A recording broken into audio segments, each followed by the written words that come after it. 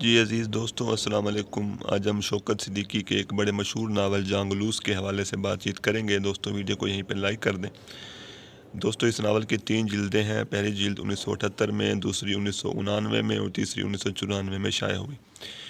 شوکت صدیقی کا نام اردو ناول نگاروں کی فہرست میں ایک معتبر نام ہے۔ ان کا نمائندہ ناول خدا کی بستی اردو کے اہم ترین ناولوں میں سے ایک ہے۔ شوکت صدیقی کے دیگر ناولوں میں جانگلوس بھی اپنے موضوع اور فکر و فن کے حوالے سے اہم ہے۔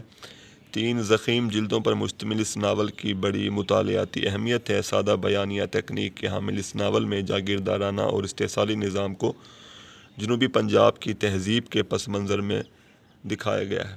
ناول میں اشتراکیت کے اثرات بڑے واضح ہیں۔ مصنف نے استحصالی قوتوں اور جاگیردارانہ نظام کی حقیقت کو عیاں کرتے ہوئے دولت مند طبقے کی حرکات کو واضح کیا ہے اور غریبوں اور مظلوموں کی حمایت کی گئی ہے۔ ناول کی نمایاں خوبی پنجاب کے دیہات کی تہذیبی صورتحال کی عکاسی ہے۔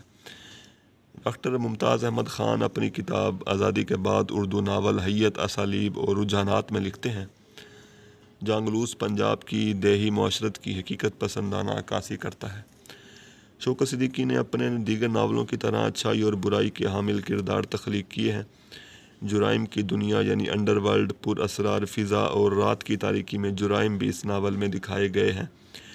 شوکت صدیقی ایسے حقیقت پسند ناول نگار ہیں کہ اس ناول کی تخلیق کے دوران انہوں نے جنوبی پنجاب کی زندگی اور تہذیب کو قریب سے دیکھنے اور سمجھنے کے لیے وہاں کے کھیتوں، راستوں، بولیوں، قبرستانوں کے خود مشاہدے کیے۔ زندگی کے ان حقیقی تجربات سے ان کی معلومات میں اضافہ ہوا، سوچنے سمجھنے کا نیا انداز حاصل ہوا اور ذہنی کشادگی میسر آئی۔ ناول کا ایک نمایاں پہلو اس کا ثقافتی و دستاویزی ہونا ہے۔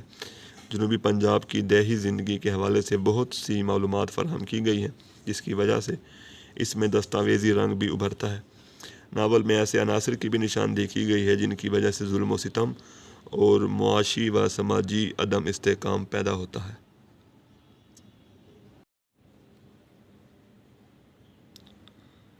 دوستو جانگلوس ناول میں مصنف کسانوں اور محنت کش طبقے کے حق میں آواز بلند کرتے ہوئے استحصالی قوتوں کے خلاف صدائے احتجاج بلند کرتے ہیں۔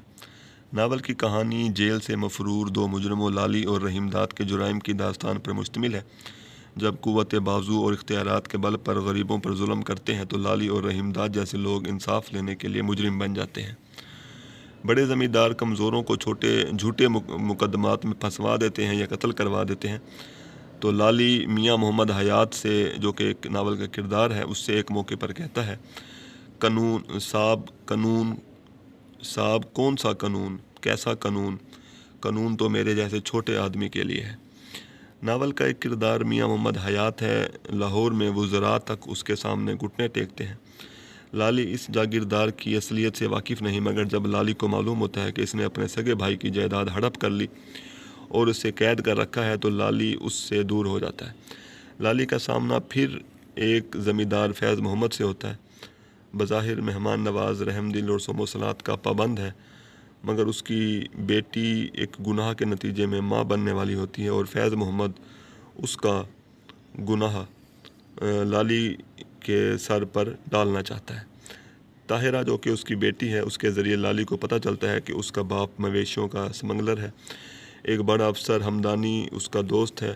ہمدانی اور اس کی بیوی ہر ماہ کسی فارم ہاؤس میں جشن میں شریک ہوتے ہیں، جہاں قرآن اندازی کے بعد ایک دوسرے سے بیویاں تبدیل کر لی جاتی ہیں۔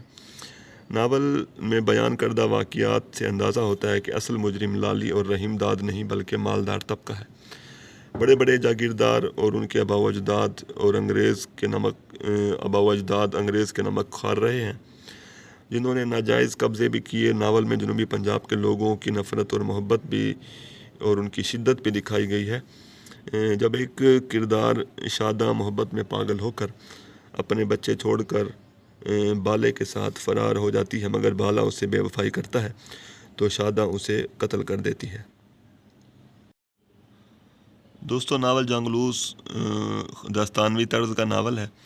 قصہ در قصہ کی تکنیک کے باعث ناول کا مرکزی کردار ایک واقعے سے نکل کر دوسرے واقعے میں الجھ جاتے ہیں۔ ناول دوہرے قسم کا پیچیدہ پلاٹ کا حامل ہے۔ ناول میں لالی کے لیے جانگلی کا لفظ استعمال کیا گیا ہے۔ جانگلی سے مراد تقسیم برصغیر سے قبل کے پنجاب کی وہ نسل مراد ہے جس نے انگریزوں کی مدد نہیں کی تھی بلکہ اپنے ہم وطنوں کی مدد کی تھی۔ گویا یہ اس جاگیردارانہ سماج اور معاشرے پر طنز ہے کہ انگریزوں کی مدد نہ کرنے والوں کو حقارت سے جانگلی کہا جاتا ہے۔ شوکت صدیقی کے دیگر ناولوں کے کرداروں کی مانند اس ناول کے کردار بھی خیر و شر کی کشمکش میں گرفتار ہیں۔ لالی کا کردار بظاہر جرائم پیشہ شیطانی و تخریبی ذہن کا مالک ہے، مگر انسانیت، رحم دلی اور ہمدردی کا جذبہ بھی رکھتا ہے۔ شوکت صدیقی اس ناول میں وقوع پذیر ہونے والے تمام جرائم کا ذمہ دار ماحول کو قرار دیتے ہیں۔ لالی کی انفرادی شخصیت کو بے قصور دکھاتے ہوئے تمام حادثات کو محض اتفاقی قرار دیتے ہیں۔ ناول کے کردار زندگی کے تلخ حقیقتوں کا سامنا کرتے ہیں۔ شوکت صدیقی اگرچہ لکھنؤ سے تعلق رکھتے تھے مگر جانگلوس میں جنوبی پنجاب کی زبان سرائکی و پنجابی کا استعمال کیا گیا ہے۔ جانگلوس سنسکرت زبان کا لفظ ہے اور اس کا مطلب گنوار، جاہل وغیرہ کے ہیں۔ ناول کا اسلوب سادہ، رواں دواں ہے۔